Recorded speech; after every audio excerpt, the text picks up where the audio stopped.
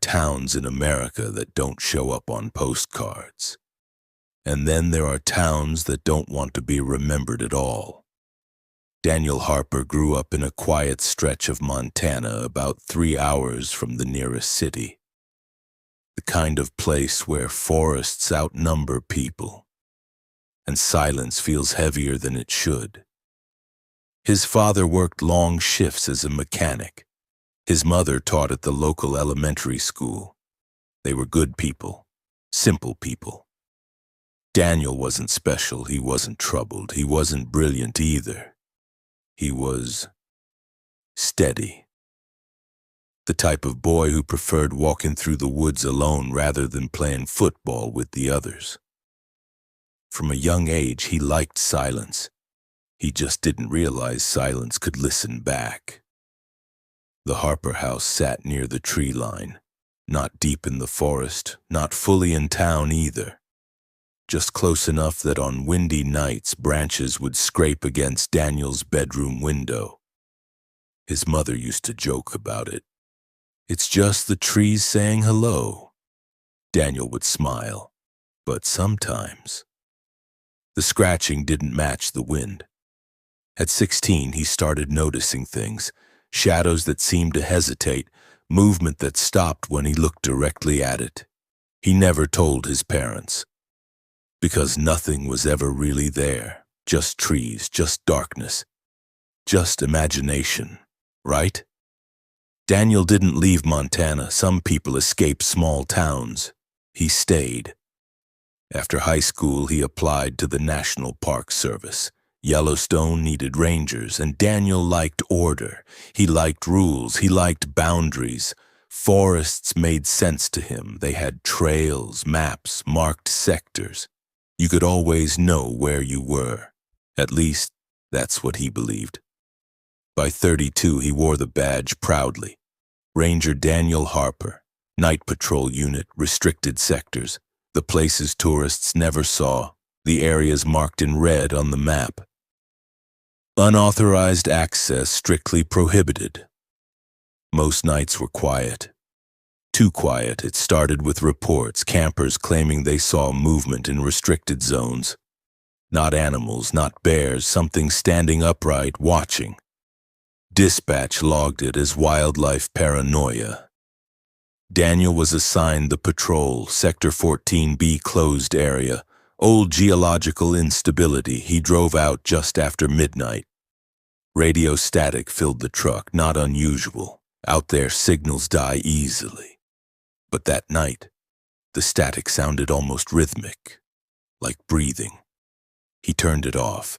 The silence that followed felt aware. When he reached the checkpoint gate, something felt off. The lock wasn't broken, but it was unlocked. No forced entry, no signs of tampering, just open. Daniel hesitated. Procedure required backup.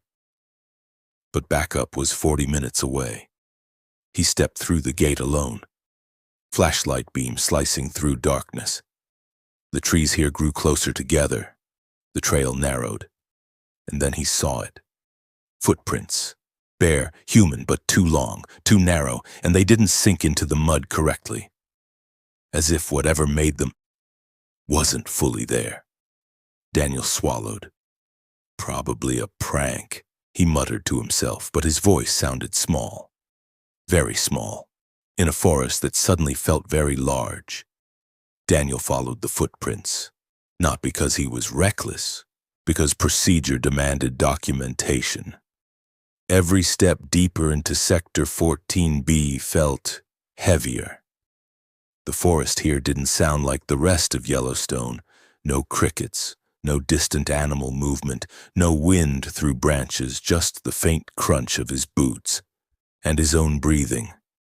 He stopped walking, and that's when he noticed something. His breathing wasn't the only one. There was another rhythm, soft, behind him.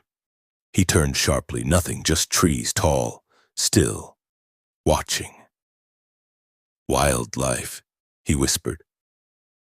But the word felt wrong in his mouth, because wildlife doesn't try to match your breathing. The footprints led to a clearing. Daniel frowned. There wasn't supposed to be a clearing here. He knew this sector, memorized it. But the trees opened up into a circular space, perfectly shaped, almost deliberate. The ground inside was dry. Too dry, like nothing had grown there in years. In the center, a wooden post, old, weathered, with something carved into it. Daniel stepped closer. His flashlight flickered once, just once. The carving wasn't a symbol he recognized. It wasn't native markings. It wasn't park signage. It looked like overlapping lines, scratches. Hundreds of them, all pointing inward, toward the center, as if something had been trapped there, or worshipped.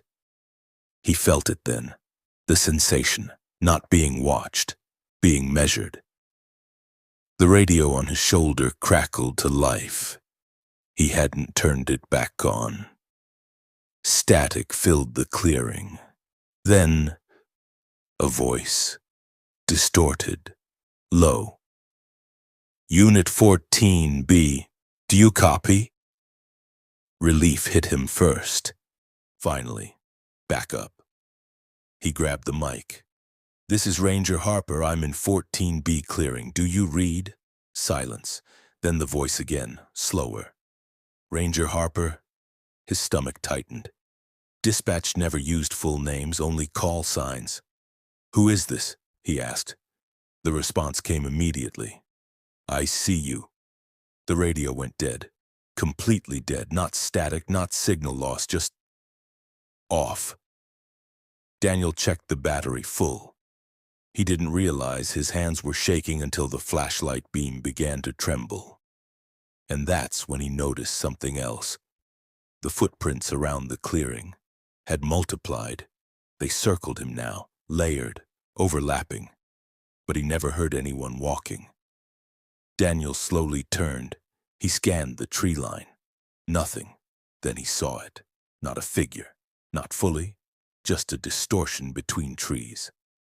A shape darker than darkness itself. It didn't step forward. It stretched, as if peeling itself away from a tree trunk. He blinked. It was gone. His heart pounded now. Fast, too fast. He tried to rationalize. Exhaustion, low-light hallucination, stress.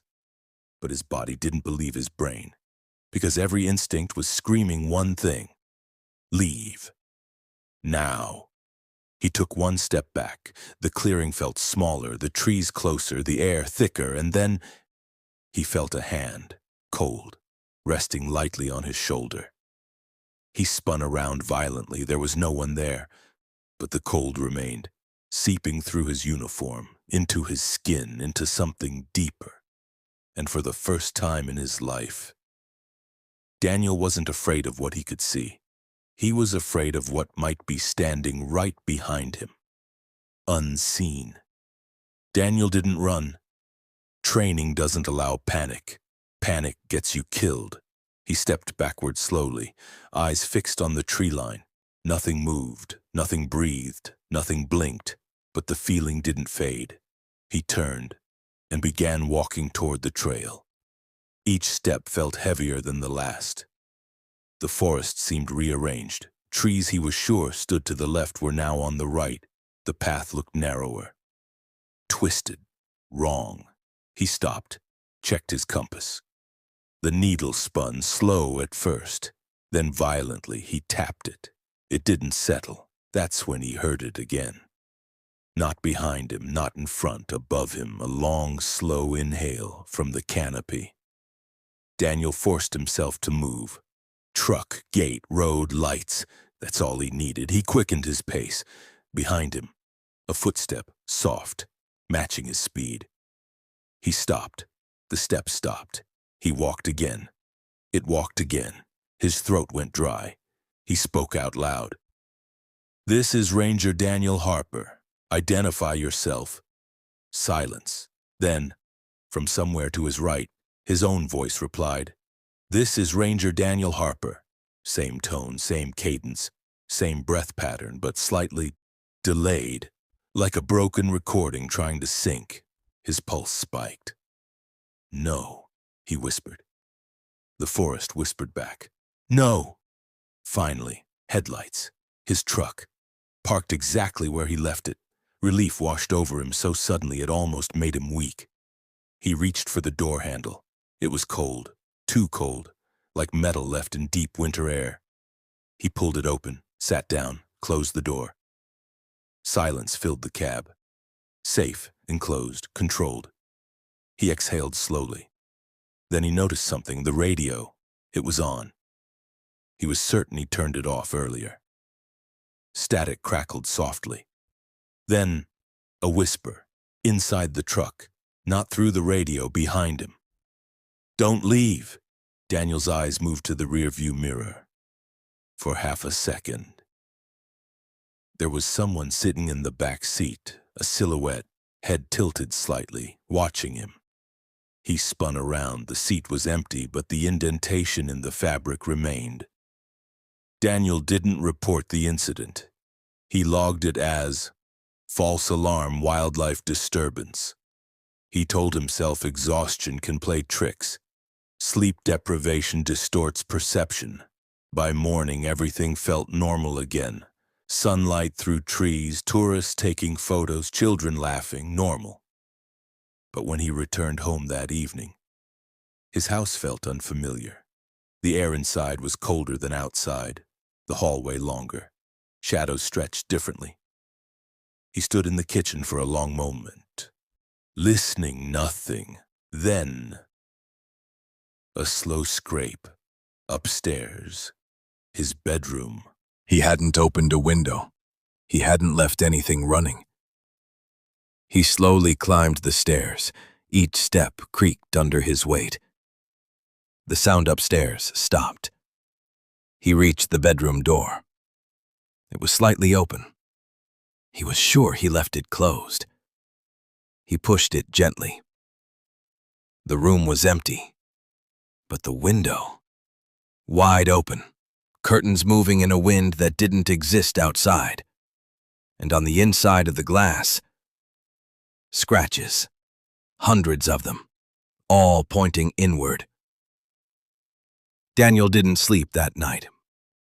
At 3:17 a.m., he logged into the ranger station's internal surveillance archive. Sector 14B had motion-triggered wildlife cameras. If something was there, it would be recorded. He pulled up the footage from the night before. The screen flickered. Timestamp, 00:42 a.m. The clearing, the wooden post, empty. Then, Daniel stepped into frame. Alone. He walked in, stood still, spoke into his radio. But something was wrong. He wasn't reacting to anything. No fear, no hesitation. He simply stood there for 6 minutes, perfectly still. Then slowly, he raised his hand and placed it gently on his own shoulder, as if something invisible was touching him. Daniel's breathing stopped, because he remembered the cold hand. But in the footage, he touched himself. Daniel checked the time logs. His patrol lasted 38 minutes, but the body cam footage showed 2 hours and 11 minutes recorded. There was a gap, a missing segment. The screen during that portion wasn't black, it wasn't corrupted. It showed the clearing, but empty. No Daniel, no movement, just trees. And something else. For exactly 47 seconds, the trees leaned inward, as if bending, watching the camera. Daniel went home early. He locked every door, closed every curtain. He stood in front of his bathroom mirror, staring at himself, waiting. Minutes passed. Nothing happened. He leaned closer. His reflection blinked, a fraction of a second too late. His heart pounded. He didn't blink, but the reflection did. Slowly.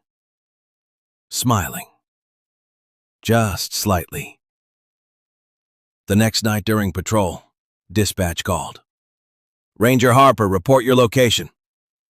He replied calmly. "Sector 12A. Pause. Then dispatch responded, "That's impossible." Silence stretched. "You already checked in from 12A 10 minutes ago." Daniel's blood ran cold. "Negative," he whispered. Static.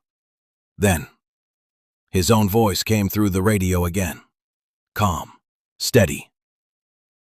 "Everything's under control." Reports started coming in. Campers describing a ranger walking through restricted zones at night, standing too still, watching too long. One camper said something strange. He looked normal, but when he turned around, his shadow didn't move.